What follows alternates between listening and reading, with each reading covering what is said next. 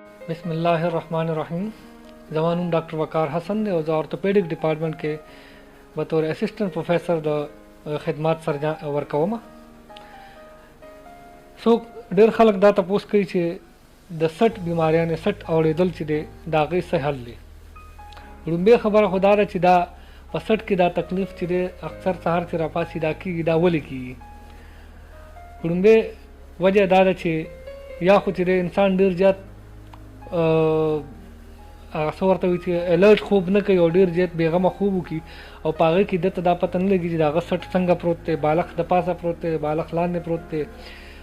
او دویمه خبره دا ده چې د بالښت سایز هم وګورئ چې هغه ستاسو چې آیا بالښت ډېر ټیټ دی یا ډېر غټ دی. نو چې کله هم زموږ دا سټ چې دی په غلط پوزیشن کې ډېر وخته پورې پروت وي هغې سره څه جلو شي چې دا پټې کیچاو په حالت کې راشي او دغه کیچاو چې دی د دې وینې چلن کم کړي او هغه وینې چلن کمېدو سره د دې کې درد راځي.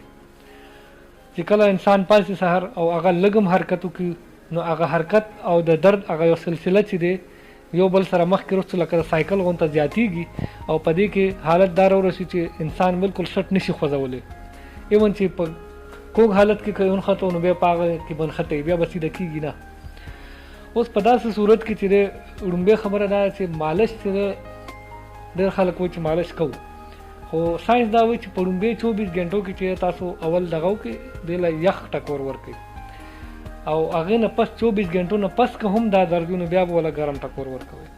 که بالفرض یخ ټکور شروع کې ورکړي ګرم ټکور شروع کې ورکړو نو هغې سره دا تکلیف به ستاسو ورو ورو ښه شي خو لږ ټایم به زیات لګي. نو زما دا مشوره ده چې تاسو به چې کله هم داسې د سټ مسله راشي نو یو خو دا احتیاط کوئ چې ډېر زیات مالش کوئ مه. دویم دا دی چې د دردونو ګولۍ هغه وخورئ 24 غنټې پس چې دی د هغې مالش شروع کړئ او ورو ورو به د هغه پټه نرمېږي. احتیاطي تدابیر دغه دي چې تاسو خپل بالښت وګورئ چې هغه ډېر اوچت نه وي ډېر ټیټ نه وي چې په سایډ باندې سملی نو ستاسو دا سټ بالکل سیده پکار دی او که سیده هم لاس دی نو سټ هم داسې نه ډېر مخکې سټ کوږوالی پکار دی نه داسې شاته پکار دی. نو چې برابر پوزیشن وساتئ نو بیا به دا مسله تاسو ته نه راځي.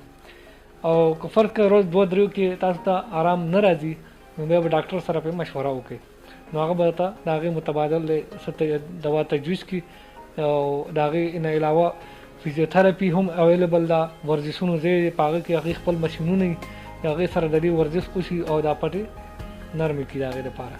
نو دا لومبۍ چې کوم احتیاطي تدابیر دي او فرسټ ایډ دي هغه هم دومره پورې دی. تھینک یو.